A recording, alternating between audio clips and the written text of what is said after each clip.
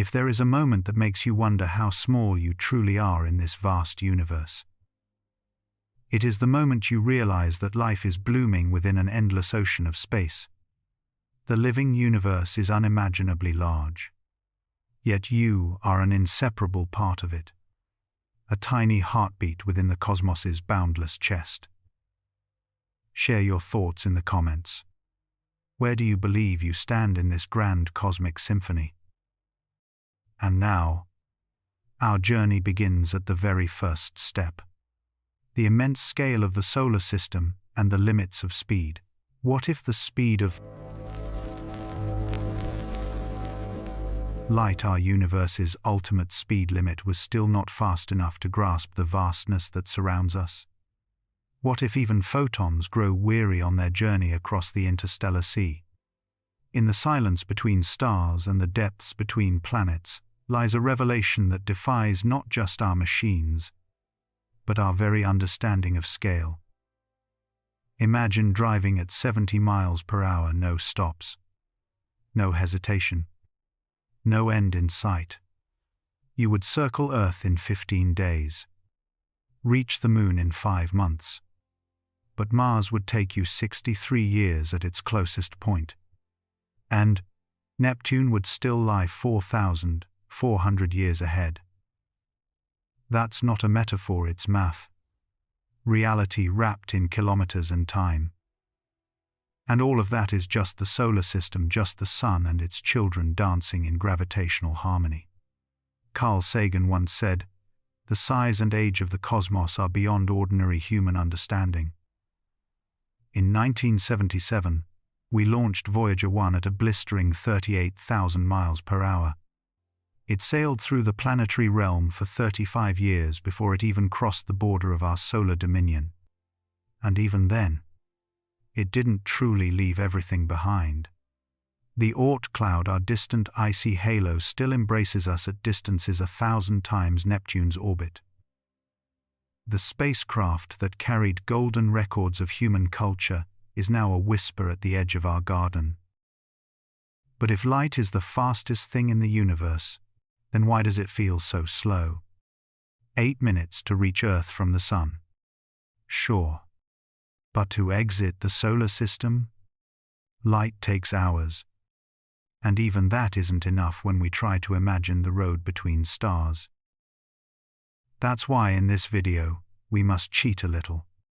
We must zoom out at 500 times the speed of light, because anything less would drown us in the void of patience. Our nearest stellar neighbor, Alpha Centauri, lies 4.3 light-years away. Yet, if we shrunk our solar system down to the size of a quarter, Alpha Centauri would still be 300 feet away. An ocean of emptiness separates one warm sun from the next. Voyager, relentless and enduring, would need 77,000 years to reach it. By then, civilizations would have risen and fallen a dozen times over. These comparisons aren't merely poetic, they are grounding. They remind us how special it is that life arose at all. That on one pale blue dot nestled in one ordinary planetary system, sentient beings asked, "What's beyond the next horizon?" But even this isn't the full story. Because beyond the known planets lies something deeper, an invisible shell of icy bodies, known as the Oort cloud.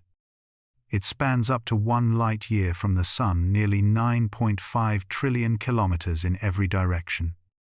It forms a sphere so vast that even Voyager, after 45 years, has barely scratched its edge.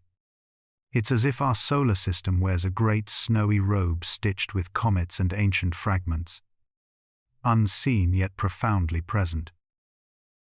And when we speak of light, we speak not of certainties but of longing.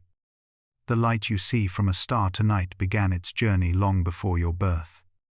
Betelgeuse fiery and red beams at us from 640 light-years away, meaning that the shimmer we observe tonight left its surface before the invention of the telephone.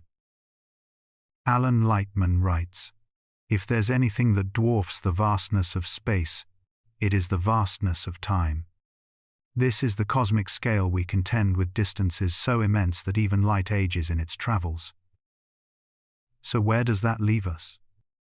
As passengers aboard a spaceship called Earth, gliding through a gravitational symphony we barely comprehend.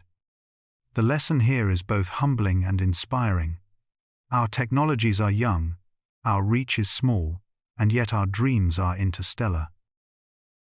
And perhaps that's the beauty of it, the contrast between limitation and aspiration. We are creatures confined by speed, by time, by distance, and yet we send signals, probes, and thoughts outward into the Black Sea in hope of reply. As I reflect on these truths, I'm reminded of something said by astrophysicist Katie Mack. The universe doesn't care if we understand it, but I believe we're better off for trying. Understanding the scale of the solar system is not just a scientific curiosity, it's a philosophical mirror. In that mirror, we see our effort to measure the immeasurable, to contain the infinite inside minds evolved to chase gazelles on the savannah. So, if you've ever felt small, remember, so did Galileo when he first aimed his telescope at Jupiter. So did Carl Sagan when he saw Earth as a pale blue dot. So do we all when we dare to glimpse the larger truth. But this smallness isn't insignificance, it's intimacy with the cosmos. You are not outside the universe looking in. You are within it, a strand in its unfurling narrative. And if the solar system is only the first note in a galactic song, what awaits us in the next verses? What cosmic structures lie beyond Neptune's edge, waiting for our ships, our sensors, our stories? What does it mean to be slow in a fast universe, or fast in a timeless one? The answers do not arrive quickly, not at 38,000 miles per hour, and not even at the speed of light. But they come to those who wonder, who measure, and who listen deeply to the silence between the stars.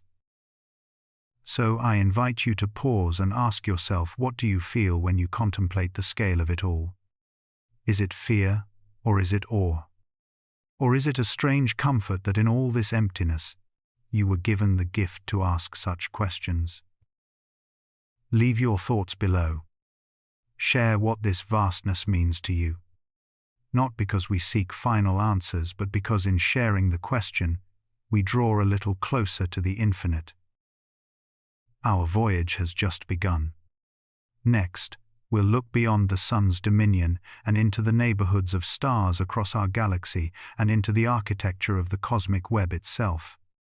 The journey doesn't get easier, but it grows more beautiful with every light year. The stars may glitter like scattered jewels in the night sky, but the true treasure lies in the silence between them. How far is the nearest star from our own sun? Not just in numbers, but in something we can feel, imagine, and comprehend.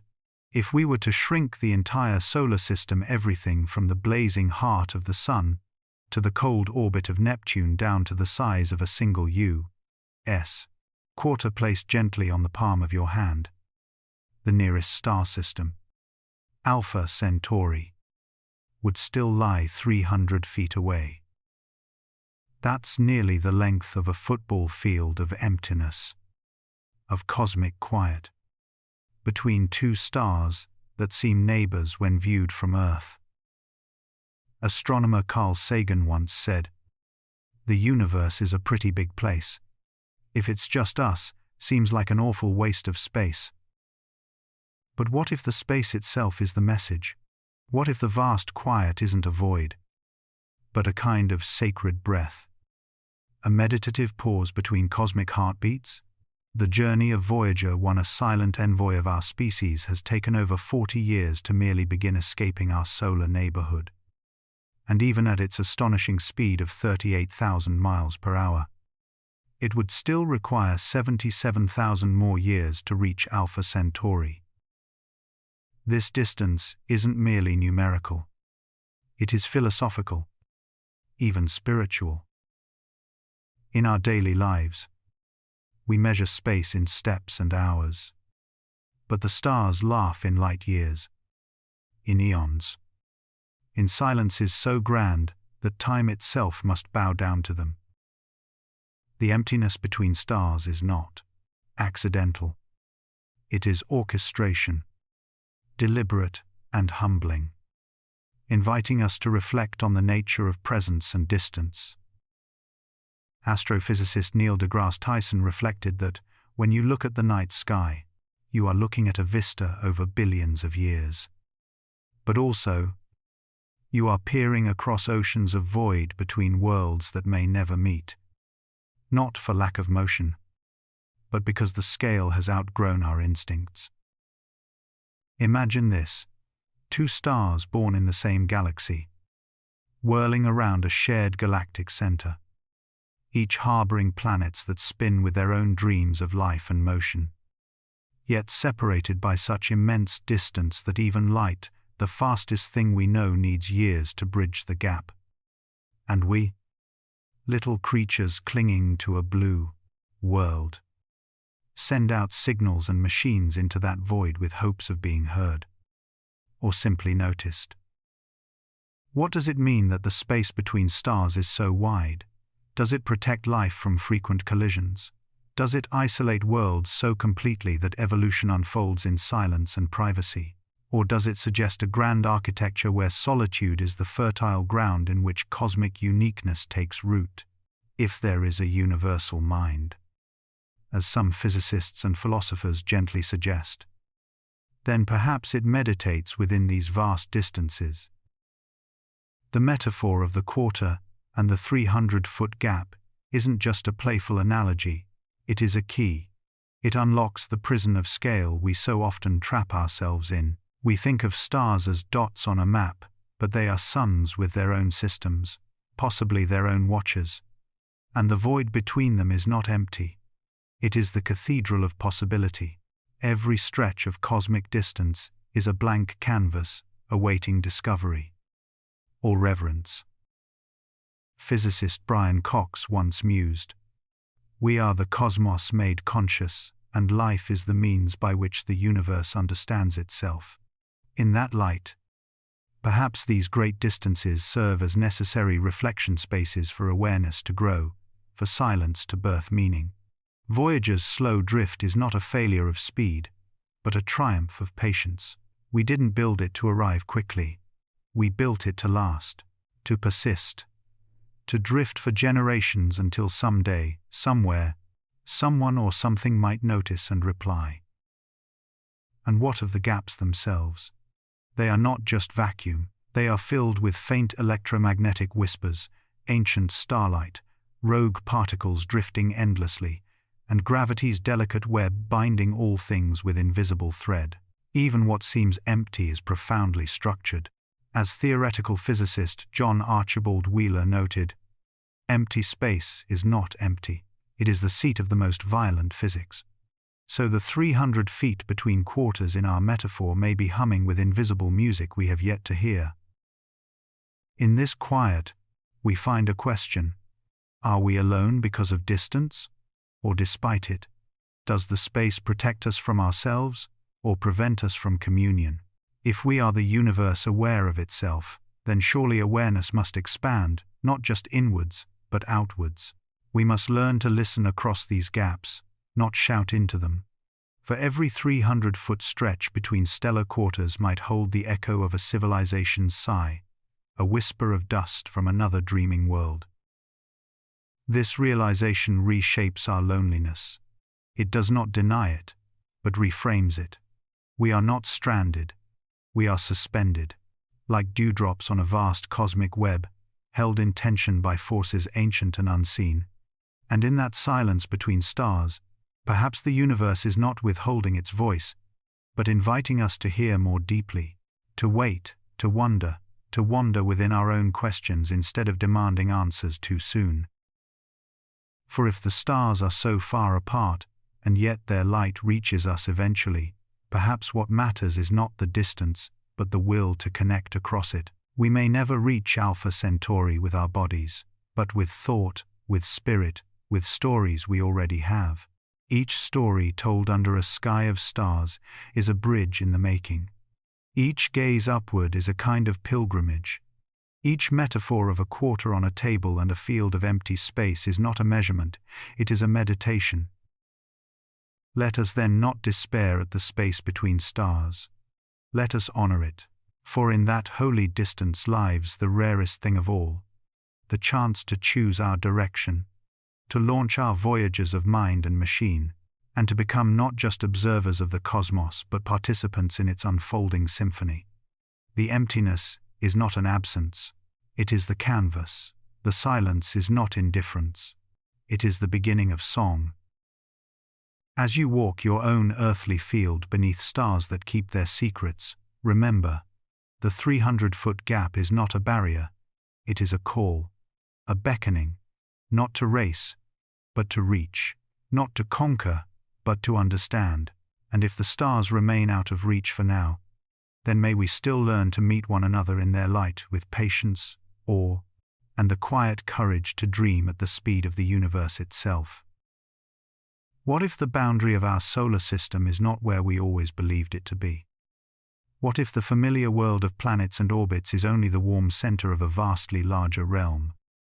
A realm so distant and silent that even sunlight becomes a fading whisper before ever reaching it. This question lingers like a soft pulse in the dark, inviting us to look beyond the known and step into a sphere where imagination must stretch itself to survive.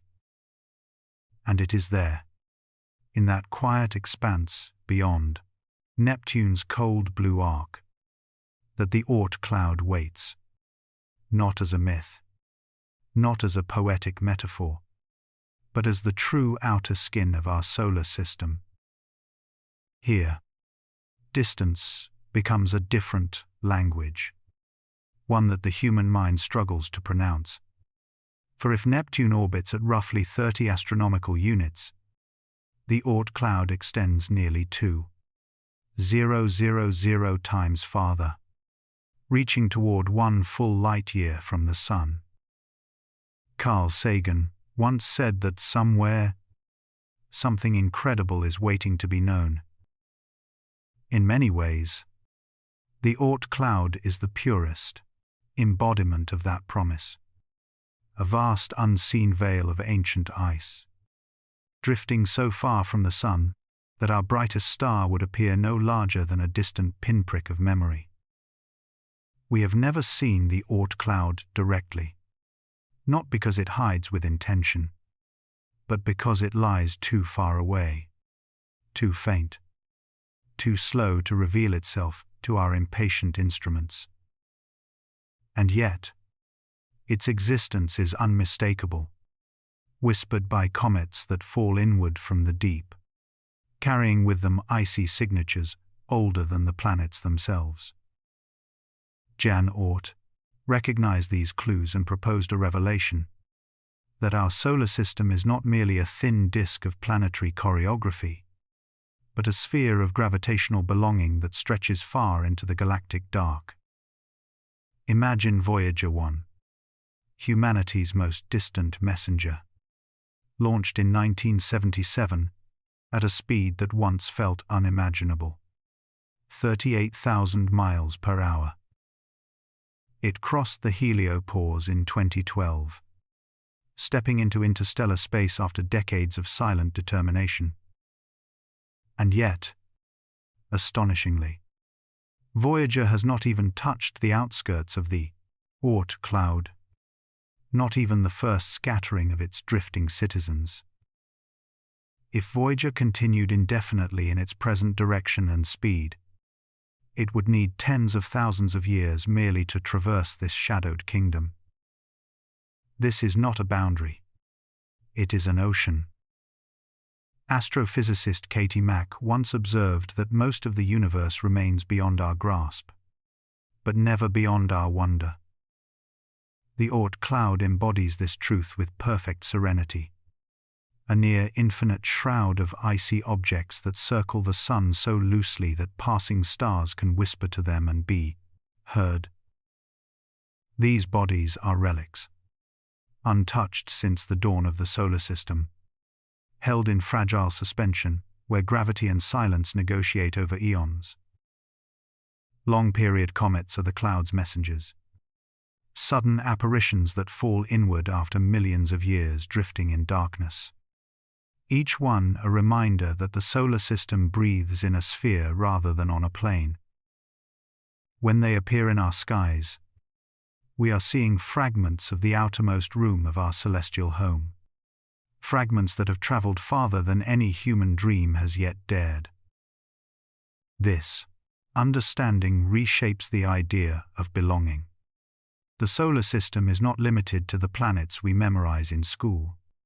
Nor does it end where spacecraft stop sending back data. It fades slowly, like a lantern whose light softens into night. Where does the sun's influence truly end? Where does interstellar space truly begin? There is no clear line, no barrier, no border drawn in cosmic dust. Only gradients, dissolving into one another like water into water. In this way, the Oort cloud becomes more than a region of space. It becomes a meditation on boundaries themselves. Stephen Hawking once said that to confine our attention to earthly matters would be to limit the human spirit. The Oort cloud invites the opposite. It urges us to breathe deeper, to think wider, to recognize that our home is not a planet but a sphere of influence reaching almost a light year in every direction. This changes not only our map, but our identity. For if we live within this enormous gravitational shell, then we belong to a system far grander than the planetary family we usually imagine. We are part of a sun whose touch stretches impossibly far. A star whose presence echoes across a volume so immense that numbers fail to honor it. And yet, there is a quiet beauty in knowing that we have not seen this place, that our understanding of the solar system includes chambers we have never set foot in. It means that wonder is preserved, that mystery survives, that the cosmos still holds secrets in gentle hands, not yet ready to be revealed. The Oort cloud is not an emptiness. It is a waiting. Picture an ancient shard of ice drifting in that darkness, illuminated only by the memory of starlight, orbiting the sun from a distance where time feels slower, softer. It circles not in defiance, but in devotion, held by the faintest thread of gravity that still whispers across a light year. This tiny object, unknown to us, untouched through all of human history, belongs to our solar system just as surely as Earth does. And so do we. For the Oort cloud reminds us that boundaries are illusions, that edges are human inventions, and that nature prefers gradients over walls. The solar system is not a set of orbits. It is a sphere of belonging, a slow breath of gravitational music that fills a vast region of space with silent rhythm. Humanity will one day cross this threshold, not with the urgency of conquest, but with the humility of curiosity. We will send probes that drift for millennia, crossing the soft snowfields of the outer cloud, touching objects that have waited untouched since the first dawn of the sun. These missions will not seek spectacle, but memory. They will read the frozen archives of creation, learning how dust became stone, how stone became worlds, how worlds became us. The Oort cloud invites a gentle truth, that we are never as small as we fear. For we belong to a structure so enormous that even Voyager cannot yet reach its front door. We are part of something whose boundaries dissolve into the galaxy itself, something whose presence stretches farther than any sunbeam can follow. So when you look up at the night sky, remember that the darkness above you is not emptiness. It is the outer chamber of your home, a vast halo of ancient ice that surrounds you even now. You are living not on a small planet, but inside a luminous sphere of gravity that breathes with the sun. A sphere whose edge lies almost a year away at the speed of light. And perhaps the greatest wonder is this: we have only just begun to understand the place we come from. What if every night sky is not just a glimpse into space but a doorway into time? When you raise your eyes to the stars above, you're not witnessing the present but the distant past, unfolding in silence. The light from Betelgeuse that reaches your eyes tonight began its journey 640 years ago. Long before electricity lit up, cities or human minds mapped the shape of galaxies. And still, that light travels across the void to whisper stories that began centuries before you were born. This is the quiet poetry of physics, the revelation that time and space are woven into the fabric of every starlit sky. Carl Sagan once said, "To look at the stars is to look back in time." It's not a metaphor. It's a literal fact. The universe does not simply exist in space, it remembers. And its memory arrives to us as light. Yet how far have we spoken into the cosmos? Our earliest radio signals, faint echoes of human thought, have spread outward like ripples from a stone dropped into the black lake of space. After more than a century of transmission, these waves have barely kissed 15,000 star systems. Just a whisper in a symphony of 300 billion voices that make up the Milky Way. Even our boldest declarations, our first hellos to the void, are humble and quiet when weighed against the sheer immensity of the night sky. Imagine a child lighting a candle at the edge of a vast canyon. Her light stretches out but vanishes into silence long before it touches the far wall. That is our civilization's voice in the cosmos today. A single note in a song we may never hear echoed back. And yet that does not diminish its beauty. It magnifies it. Because to send out light, knowing it may never return, is an act of profound hope. To gaze upon the stars and know you are seeing the past distant, cold, ancient yet shimmering with presence, in your now, is to understand the deep intimacy between time and existence. James Peebles, Nobel laureate and pioneer of physical cosmology, once reflected that the universe is not only stranger than we imagine, it may be stranger than we can imagine. And nothing makes that more evident than the simple act of looking up. Because even the most familiar star is a messenger from a time no longer ours, and perhaps never truly was. This realization isn't a cold astrophysical footnote. It is a warm invitation to reimagine our place in everything. For what is more humbling than knowing we live inside a constant wave of light washed daily by photons older than entire civilizations? What is more profound than realizing that each star is a library, and every night sky is a time machine you don't need to power on? Number is less than 1, hash is greater than. It's tempting to think that the universe is distant, aloof, indifferent.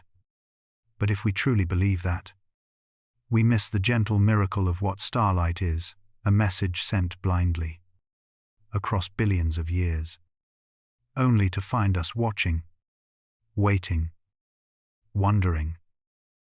When you understand that the light from Vega left its star in the age of Renaissance explorers, or that the glow of Deneb began before Rome fell, you begin to feel a thread, subtle but unbreakable, that binds your moment to all moments. That connects the fragile present to a chain of light that stretches back into the dark well of time, where beginnings have no edge and stories have no final chapter. Alan Lightman, physicist and philosopher, wrote that the universe is made not only of atoms and forces but also of stories and meaning. And perhaps starlight is one way the cosmos remembers itself. One way it ensures that nothing truly fades, even if only through a photon's gentle persistence. When you realize this, it becomes impossible to see the sky as empty ever again. What's even more extraordinary is that we are participants in this theater of memory. We are the audience and the storyteller. We are the ones who read the light and feel its echo. And through science, we translate silence into language, distance into understanding. There is a subtle irony here that cannot be overlooked. As we send signals outward, tentative greetings in binary and radio, we forget that we ourselves are made of stardust, born from the ashes of stars that once lit up ancient skies in galaxies now lost to sight. Our atoms have already traveled, already burned and scattered and reassembled, long before we gave them names like hydrogen and carbon and soul. So when we look at Betelgeuse glowing red in Orion's shoulder, we are not merely observing a dying star.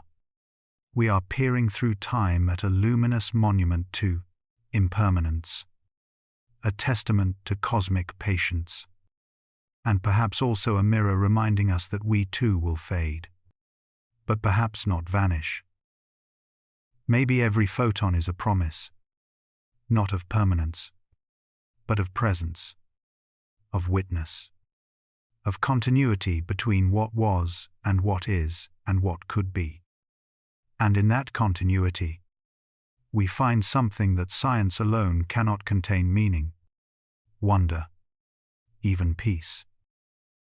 If the stars are memories, then the night sky is sacred. And when we forget that, we lose not only the poetry of astronomy, but the humility that makes us human. And it is this humility, this quiet awe, that may be the only compass we have as we sail deeper into the great cosmic sea. So tonight, when the world quiets and your gaze lifts upward, remember this: you are not looking at stars. You are touching time, bathing in ancient light, and bearing witness to a universe that never stops whispering, "I was here." Have you ever held a coin and wondered how much space it could represent in the universe?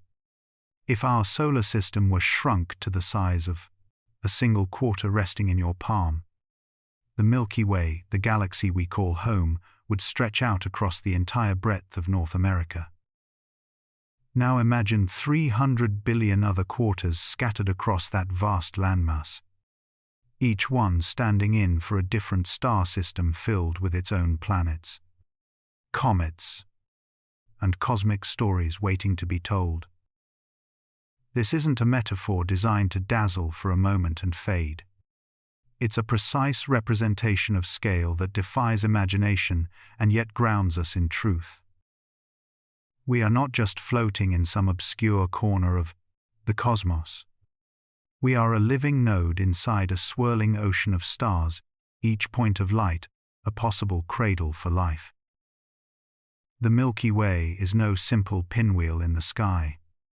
It is an organism of gravity and motion, of electromagnetic conversations and dark matter dances, unfolding silently above our heads as we sleep. As the astrophysicist Neil deGrasse Tyson once said, "We are not only in the universe is in us." And that idea changes everything. The more we understand where we are, the more we begin to grasp who we are: beings made of star stuff, woven from the same cosmic threads as those 300 billion other suns dancing in the galactic sea. We often look up and imagine the galaxy as a void filled with light. But in truth, it is density masquerading as emptiness, a symphony of order that seems sparse only because of scale. Imagine a city with 300 billion homes, spread evenly across an entire continent, all quietly humming with heat and history, each one a story waiting to be heard. That is the Milky Way, and we are one window glowing among its countless lights. Brian Cox once remarked, We are the cosmos made conscious, and life is the means by which the universe understands itself. If that is true, then every glance we cast skyward is not a search outward, but a turning inward. We seek our place not to feel small, but to understand the immensity that made us possible. The Milky Way is not just our galactic address, it is our story etched in starlight. And it is not static, not a frozen mural above a quiet earth. It rotates, breathes, shifts like a vast ocean current, pulling us all in a 250 million year voyage around its core. A voyage we have barely begun. Our solar system is like a leaf drifting in a river of stars, and we have not yet reached the next bend. Each star we see is a sibling in this galactic family, some ancient and red with age, others young and burning blue with hunger, all bound together by invisible threads of gravity and time. And while we marvel at their beauty, the deeper truth is more humbling still. We are one of them, not apart, but within. In every direction we look, stars stretch out like fireflies frozen in a cosmic pause. But their distances are deceiving. The space between stars is not empty, it is vast and full of potential. Each void is a bridge between possibilities. Each silence a whisper of a story too distant to hear yet. The Milky Way's spirals are not mere arms. They are rivers of stars pouring from a central heart of fury and mystery. In that heart lies Sagittarius A*, a supermassive black hole around which our galaxy swirls. Not a destroyer, but an anchor, a cosmic fulcrum around which all else balances. Carl Sagan once said, "Somewhere, something incredible is waiting to be known." And perhaps that something is not just a discovery beyond our reach, but a realization waiting within us that we are not separate observers of this galaxy. We are expressions of it. The scale is unfathomable, but it is also personal. For though we are one system among hundreds of billions, that does not make us insignificant. It makes us miraculous, improbable, and essential. Without our eyes to witness, without our minds to wonder, this grand spiral would spin in silence, beautiful, but unseen. When you hold that imaginary quarter in your hand again, remember that it holds not only the solar system, but your home, your memories, your future. And beyond that, coin lie billions more, each one a stage for possibility. This is not a galaxy of strangers, but of cousins in time and matter, orbiting in the same cosmic breath. So the next time you look up at the night sky, let it not be just a glance of awe, but of recognition. The Milky Way is not merely something we live in, it is something that lives in us. When we feel alone, let us remember that our loneliness is temporary, while the connection is eternal. Stars fade, systems collapse, but the dust remains, and from dust, new stars will rise again. You and I are part of this arc, this ongoing story of matter learning to see itself. And so we drift, quietly, purposefully, through this starlit sea. Not lost, but exactly where we belong. What if the night sky you see is just the faintest whisper of something far beyond all comprehension? What if the cosmos isn't merely vast, but so immeasurable that even metaphors strain to touch its edge? 1,000 billion galaxies flicker through the black canvas above us, each holding hundreds of billions of stars, and each star with its own retinue of worlds dancing in silence. The mind resists such numbers, so we turn to stories, to metaphors, to cats, perhaps. Imagine a group of 1 million cats. Now, imagine each cat in that group representing yet another million cats. That is how many galaxies exist in the observable universe, not counting what lies beyond. Neil deGrasse Tyson once said, "We are part of this universe. We are in this universe." But perhaps more important than both of those facts is that the universe is in us. And when one stands under a quiet sky brimming with ancient starlight, it's hard not to feel that truth vibrate somewhere inside your chest. Galaxies are not scattered randomly like dust from a careless hand. They stretch and curve across the void in filaments and walls, great structures weaving cosmic lace across time and space. The Sloan Digital Sky Survey and other deep mapping projects have unveiled a universe that breathes in strands and bubbles, where superclusters like Laniakea become mere phrases in a symphony still unfolding. Carl Sagan reminded us that somewhere, something incredible is waiting to be known. And when we look up and contemplate these 1,000 billion galaxies, we do not just observe them through telescopes or equations. We meet them inwardly through awe.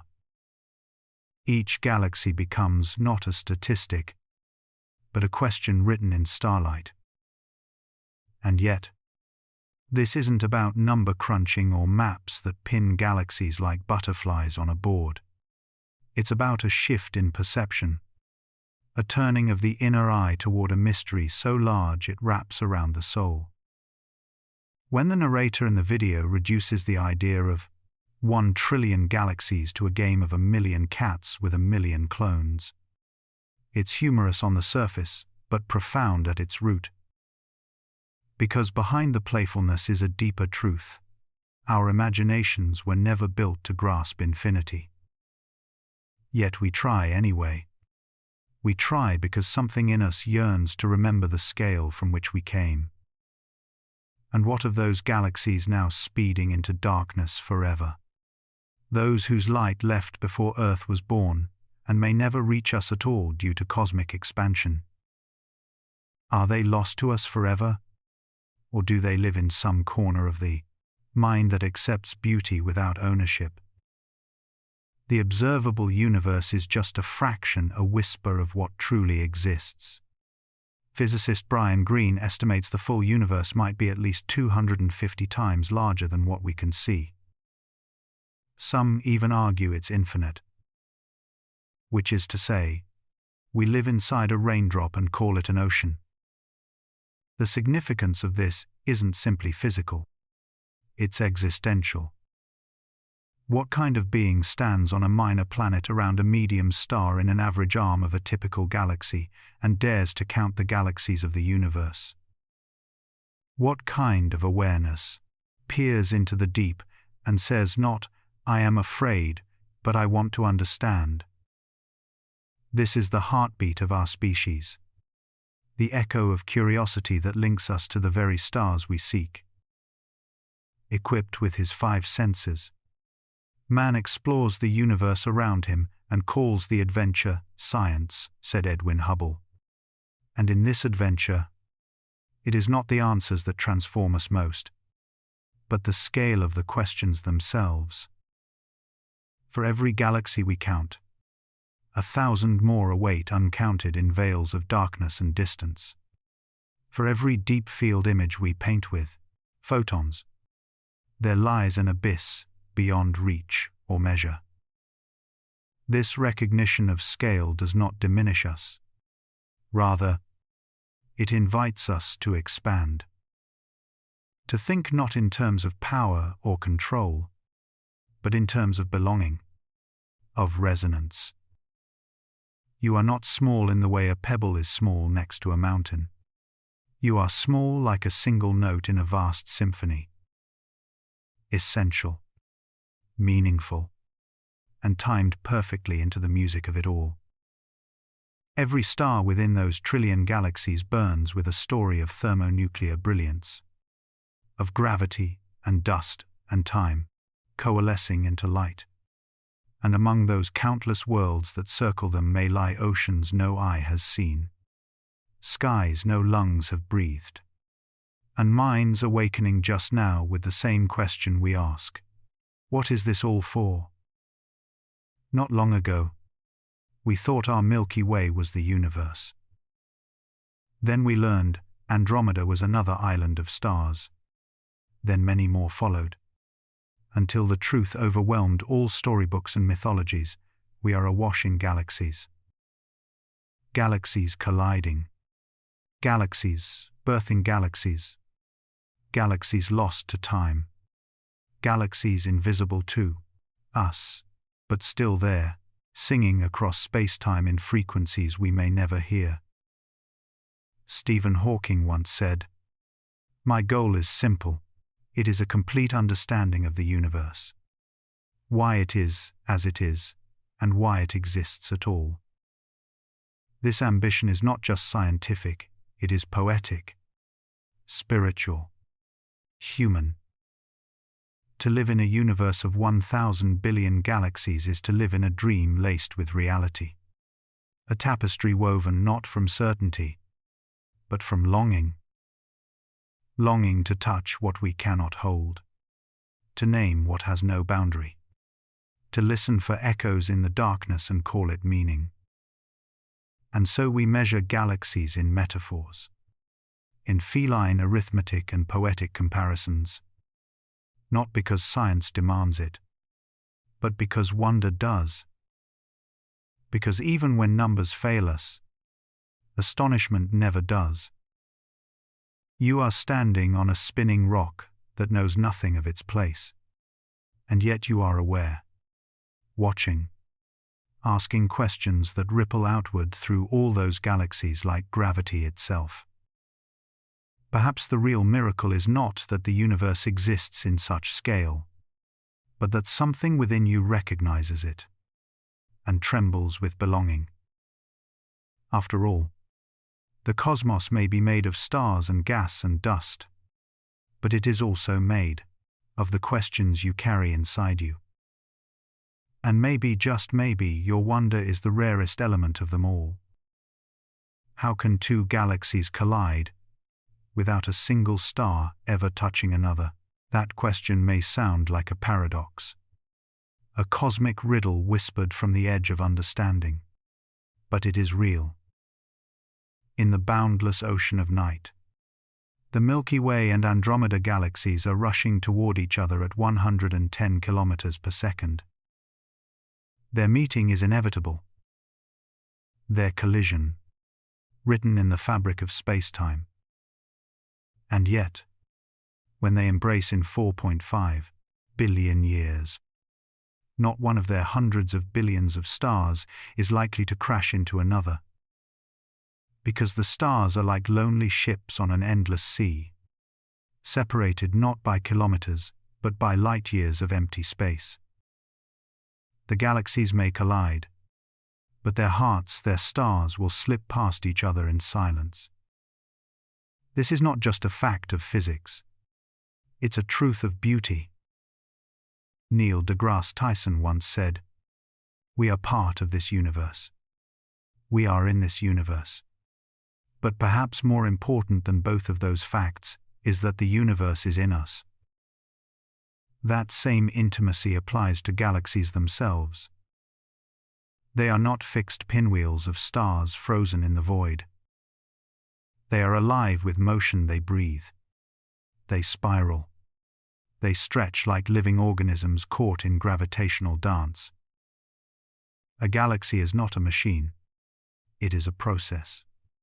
An unfolding story written in light. When we think of galaxies colliding, we imagine fiery chaos, blazing stars smashing together in apocalyptic fury. But that's not the truth. The truth is more delicate. Galaxies are mostly empty space. Their stars are few, and far between. So when two such vast systems meet, it's not a demolition derby. It's a ballet. Their shapes may distort. Tails of stars may be flung out like ribbons in the dark. Black holes may spiral toward union, but the stars themselves will pass each other like ghosts. As the astrophysicist John Dubinsky noted, in galaxy collisions, gravity does the choreography. This gravitational dance isn't just astrophysical theater. It may also be a carrier of life. There is a speculative but powerful idea in astrobiology that galactic collisions could help spread the seeds of life across the stars. Imagine a planetary system disrupted during a close pass, its icy moons ejected into interstellar space carrying microbial stowaways. Over time, over eons, these icy messengers might drift across light years, fall into new star systems, and seed other worlds with the potential for life. In this way, a galactic embrace becomes an act of creation, an awakening, a passing of the torch. This challenges our idea of isolation.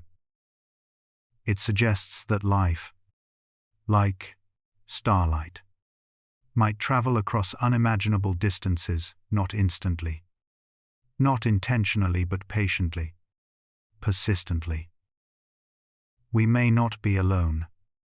We may not even be local.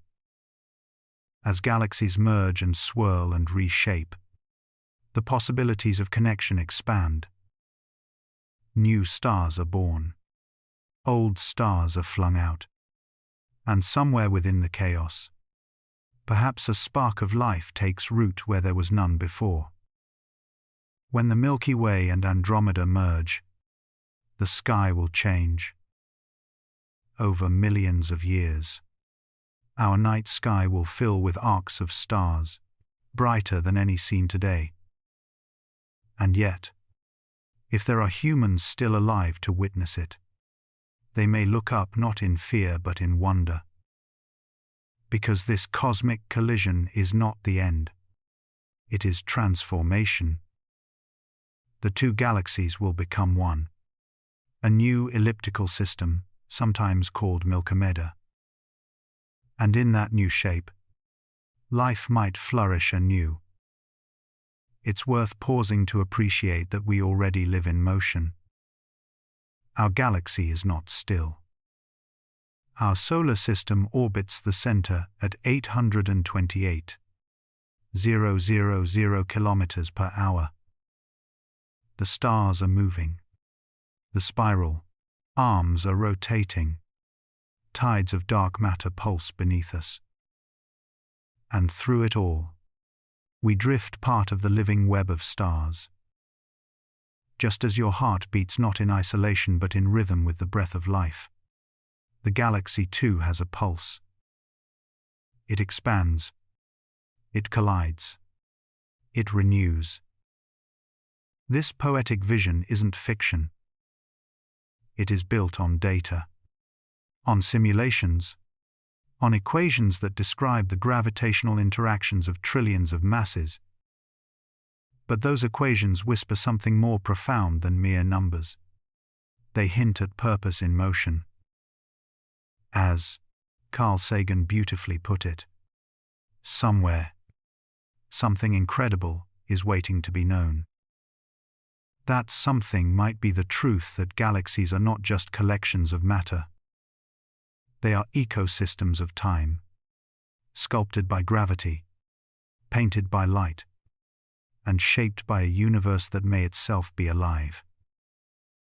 Astrophysicist Priyamvada Natarajan once said, "The large-scale structure of the universe is not random. It's a reflection of deeper laws." If so, then what deeper law is reflected in two galaxies passing through each other with grace, instead of violence? Perhaps it is this, that not all collisions destroy. Some collisions create. And in that creation, new forms of beauty emerge unexpected, unpredictable, luminous. Even now, if you gaze up into the night sky toward the constellation Andromeda, what you see is not a static point. It is a wave, a message, a galaxy hurtling toward us with quiet purpose. What you see is the future, arriving slowly, invisibly, unavoidably. And maybe, just maybe, it carries more than just stars. Maybe it carries a new story of unity, of rebirth, of cosmic kinship. The galaxies do not fear their meeting. Neither should we. What lies ahead is not destruction, but a gentle reweaving of structure, a recomposition of light. Like threads in a vast celestial loom, we and our neighboring galaxy will someday become a new tapestry. And as the stars swirl into unfamiliar patterns, some future intelligence, whether human or otherwise, may look back at our moment and wonder if we knew, if we sensed the destiny written in our skies. Let us then not see the universe as a cold machine but as a breathing organism. Let us not think of galaxies as distant and dead but as fellow travelers, dancers in the void. Let us not fear change, but recognize it as the very essence of the cosmos. For in the end, the collision of galaxies is not a crash. It is a kiss, a slow, gravitational kiss exchanged between titans of light across the deep velvet of space. What if the map of the universe that we know is just a shadow painted on the wall of a cosmic cathedral? When we trace the journey outward from our local group of galaxies to the colossal Virgo cluster, then further to the vast Virgo supercluster, and finally into the breathtaking gravitational embrace of Laniakea, with its 100,000 galaxies, we are not merely charting distances. We are brushing our fingertips along the edges of something ancient and alive. The deeper we gaze into the cosmic abyss, the further we reach into the past. Every red dot in the grand map of the sky is a frozen whisper from billions of years ago, a testimony that light takes aeons to arrive where we now stand. As Carl Sagan once said, to read the map of the universe is to read the story of time itself. The observable universe is both our window and our limitation, our telescope and our blindfold. For all the galaxies we have mapped, each one a sprawling metropolis of stars and planets, there are countless others obscured by cosmic dust or lost in the expanding darkness beyond our grasp. The zone of obscuration is not just a scientific term. It is a poetic reminder that even light can be silenced in the folds of space. Yet this darkness too has its language, one of silence and mystery, urging us to look not only with instruments but with imagination. George Smoot, Nobel laureate in cosmology, once reflected that when you are mapping the sky, you are writing the autobiography of the universe. But this autobiography is incomplete, a parchment missing entire chapters. There are more than 10 million superclusters like Laniakea scattered across the cosmic ocean, and yet all we've done is sketch the ripples closest to our raft. The further we zoom out, the more apparent it becomes what we call everything may in fact be a whisper in a chorus we can't yet hear. The map becomes a meditation, the structure becomes a song, and the clusters become verses sung in wavelengths and gravity. Like a great breathing organism, the universe pulses with structure, networks of galaxies flowing like rivers between voids more silent than any tomb. Every pixel on the deep field images from our telescopes reveals not a star, but an entire galaxy. Each a possibility of life, of suns, of Earth-like planets, of perhaps other eyes looking back through the same cosmic veil. And yet, we must remember that what we see is not what is. It is what was. The universe hides behind its own immensity, bending time like a painter stretches canvas. As we peer deeper into the cosmos, we do not see its edge, we see its memory. Its echo. Brian Greene once mused, "The farther out we look in space, the farther back we look in time." So what does it mean to exist inside a universe this layered, this interconnected, this alive with motion? It means we are citizens not of a static domain, but of a restless continent that shifts and reshapes with every heartbeat of dark matter and every collision of distant galaxies. The map is not a boundary, it is an invitation, a bridge stretching from knowledge to wonder. Our local group is merely a village tucked inside a cosmic country of spirals and swirls. We call it Virgo, but Virgo is only a suburb within Laniakea, the immeasurable heaven, the great sky without walls. And Laniakea itself is but a ripple in the totality that no eye has ever glimpsed. There is no fixed center in this map, no cardinal north to orient our place. We are floating within gravitational tides that bend and stretch space-time itself. The galaxies are not static dots, they are dancers, moving to the rhythm of forces older than light.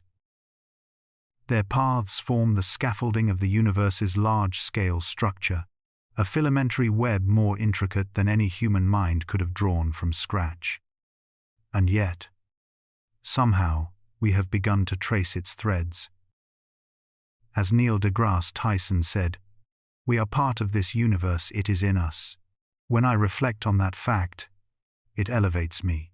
But even the act of mapping brings questions that maps cannot answer. What lies beyond the last point of observation? What if the observable universe, with its 10 million superclusters, is only the surface of a greater depth?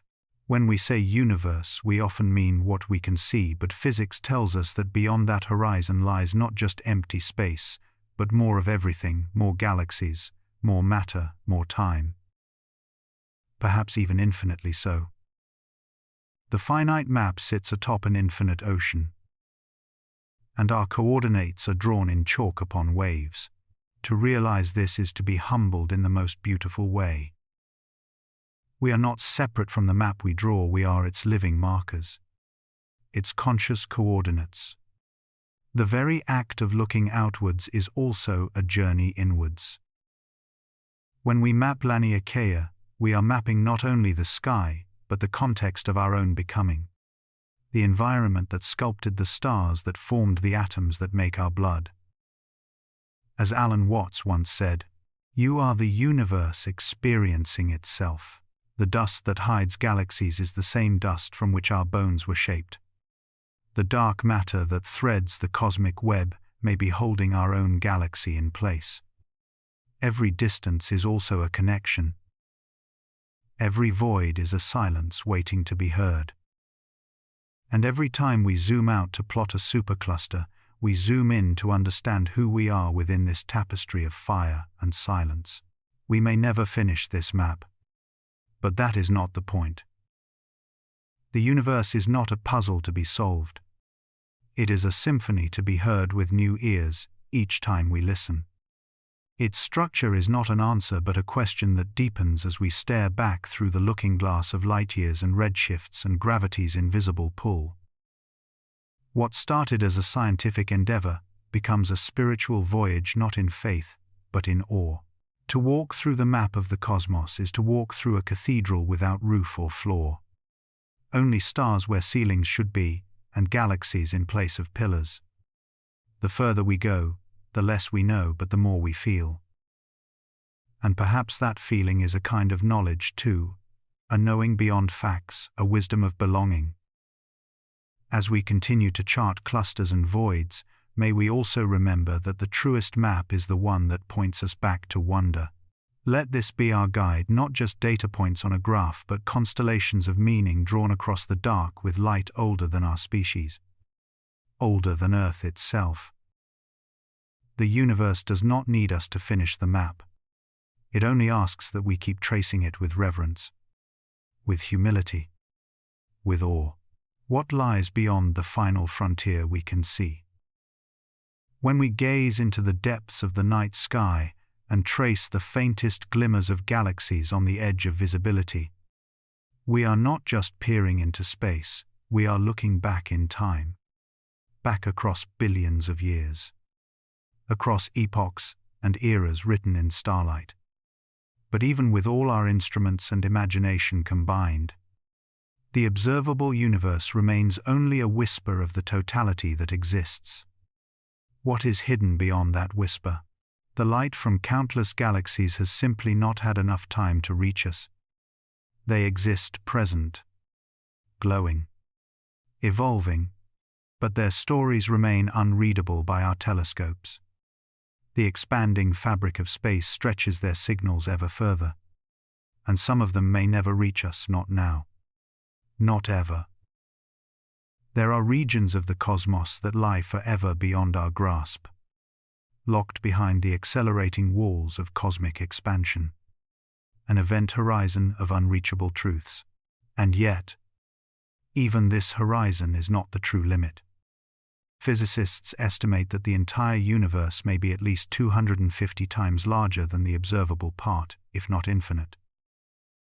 We are a speck on a speck, orbiting a speck among other specks in the vastness of space, said astrophysicist Neil deGrasse Tyson. And yet, that speck is alive. That speck is watching, wondering, reaching. There's a haunting beauty in this silence beyond the stars. An unanswered question humming through the void. What is it that lies beyond what we see? A mirror of ourselves in some distant spiral arm of another galaxy, number a chaos of primal forces from universes not yet born? Or simply more galaxies unimaginable in number, each a cradle for other beings who also look up and wonder? Brian Greene reminds us that the visible universe is a marble in the cathedral of the total cosmos. And in that metaphor, we must ask what cathedral contains this marble. What architecture of reality allows this unfolding? This isn't just a question for astronomers or physicists, it's a question for us all.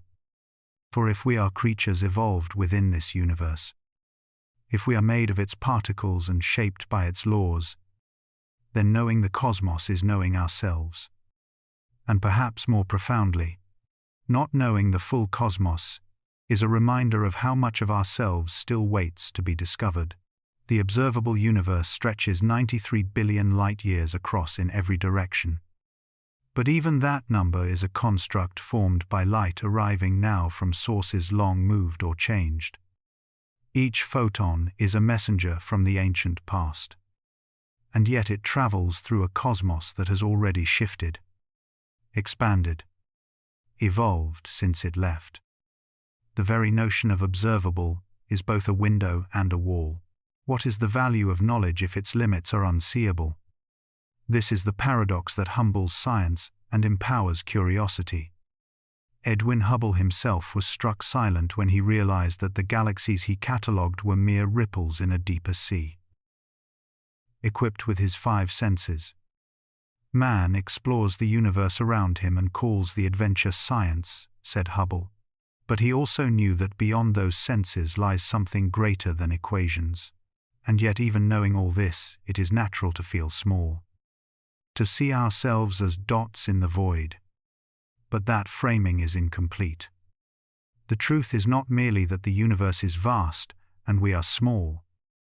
It is that we are vast because we contain the ability to know this universe at all. Carl Sagan's voice echoes here. Somewhere, something incredible is waiting to be known. But what if that something is not out there but within us? The ability to ask these questions, to chase light across eons, to map the heavens and wonder what lies beyond them is itself a cosmic miracle. Consider this: if the universe is greater than or equal to 250 times larger than what we can see, then everything we know, our sciences, religions, philosophies, is built on a mere 0.4% of the whole. How much richer could the story become if we could access the remaining 99.6%? And so we stand at the shore of a vast ocean of unknowability. Our tools are small boats. Our data, the stars reflected on its surface. But the ocean stretches on, and though we may never see its end, we can feel the rhythm of its tides. Quantum theory hints that particles can be entangled across unfathomable distances. Might our very consciousness be tethered in ways we do not yet understand? Are we simply observers, or are we participants in a cosmic dance whose choreography began before time? If light cannot reach us from some galaxies, does that make them less real? If our instruments are blind to 96% of the universe, including dark energy and dark matter, should we call ourselves fully awake? Or are we still dreaming through the veil of limited perception? Astrophysicist Max Tegmark has argued that the universe is not just described by mathematics, it is mathematics. In this view, we are equations made flesh. Consciousness, expressed as a solution to the infinite complexity of existence. What then lies beyond the edge of solvable equations? And even more personally, what does it mean for us as individuals? Are we accidental shadows within a purposeless vastness? Or are we emergent nodes in a universe striving to become aware of itself? If the universe is infinite, then every possibility, every you might exist somewhere. But infinity is not merely about repetition, it's about transformation. It's about letting go of the idea that the cosmos must resemble us, and embracing the fact that we might barely resemble it. We are not apart from the universe looking in, we are within it looking out. And as we look out beyond the observable edge, we meet a reflection, a silence that doesn't answer us, but invites us to listen more deeply. A darkness not of absence but of potential. And in that silence we find a question that can only be answered by living it. So ask yourself this, not with fear, but with wonder. What lies beyond everything you can see, and what lies within you that dares to ask? Let that question guide you, like the stars once guided sailors through uncharted seas. Let it remind you that you are not lost in the universe, you are the universe awakened to the possibility of asking where it ends, and maybe, just maybe, it never does. What if you were never truly separate from the universe? What if the line between you and the stars was merely an illusion of the senses? A convenient fiction we've been taught to believe? Carl Sagan once whispered across the ages, "We are made of stardust."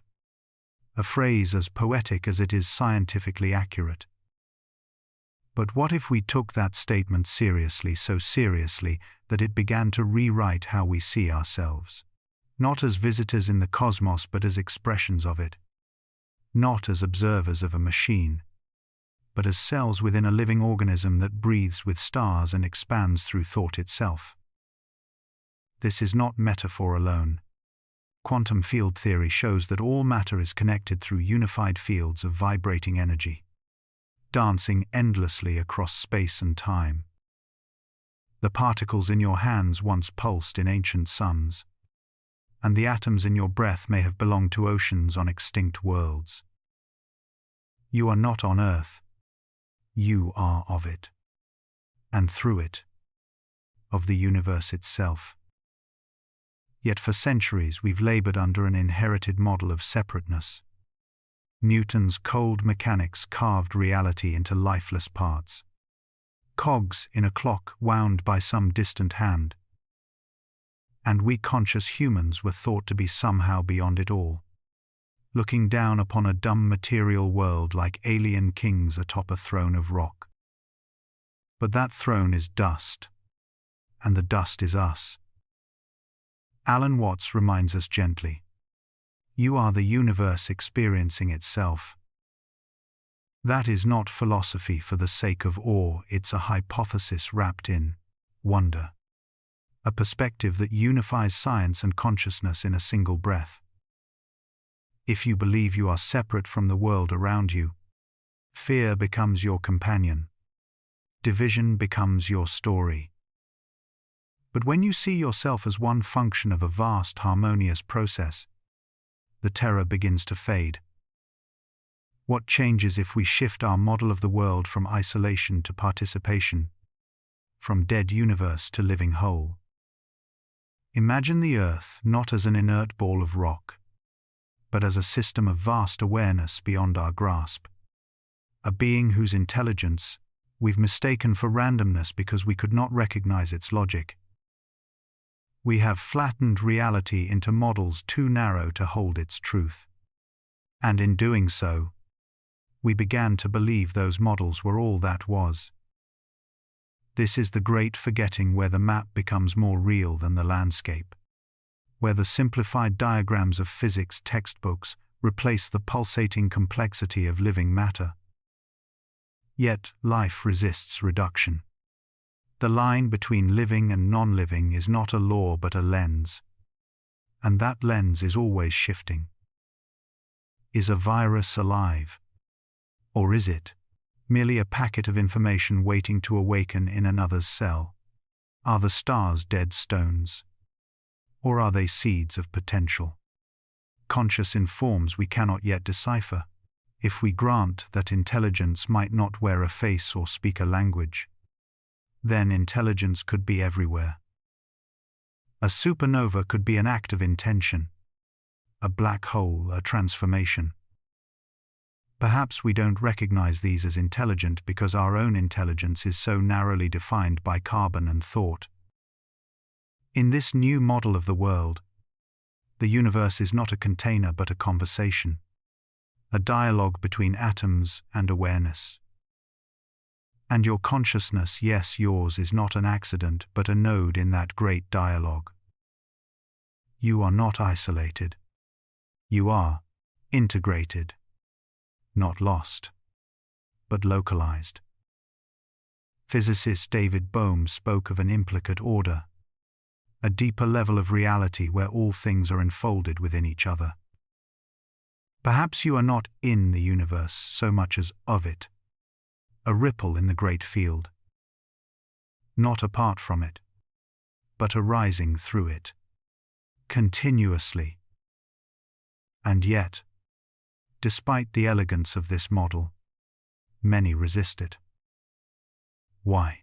Because it dissolves the ego, the cherished boundary between I and everything else. To accept unity is to surrender control, and the human mind is built on control. But what if surrender is the doorway to truth? What if the moment we stop clinging to our separateness, we begin to feel the heartbeat of the cosmos pulsing through our bones? What if the stars are not distant objects, but family? Old and shining siblings born from the same ancestral fire? This is not mysticism. This is perspective. And perspective is the first step toward transformation. In your cells lie the remnants of supernovae, and in your breath the exhalation of trees, and in your thoughts the continuation of the universe's desire to know itself. We are not the masters of Earth. We are its expressions. Not the rulers of matter, but the temporary pattern it has chosen to wear for a while. To shift to this model is not only to heal our relationship with the world, but to remember that we never left it. In the same way, a wave cannot be separated from the sea. You cannot be separated from the totality of all that is. This idea is not new. It echoes in the words of Lao Tzu, of Rumi, of Einstein himself, who said, "A human being is part of the whole, called by us the universe."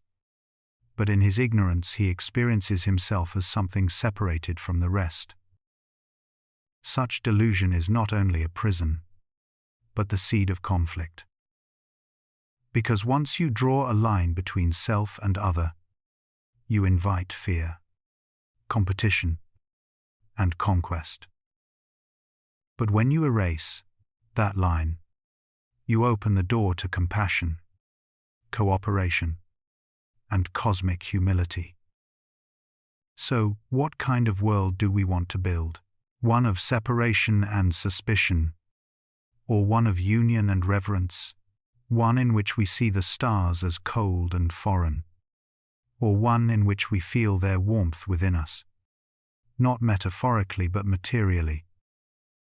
You are the echo of light from an ancient age, refracted through consciousness. You are the stardust that dreams of stars, and through you the universe awakens. Perhaps our future depends not on new technologies alone, but on a new story of what it means to be alive, and where we belong in this vast unfolding symphony of matter and meaning. We are not orphans in a dead world. We are children of an ancient intelligence, still learning to listen to the song that made us.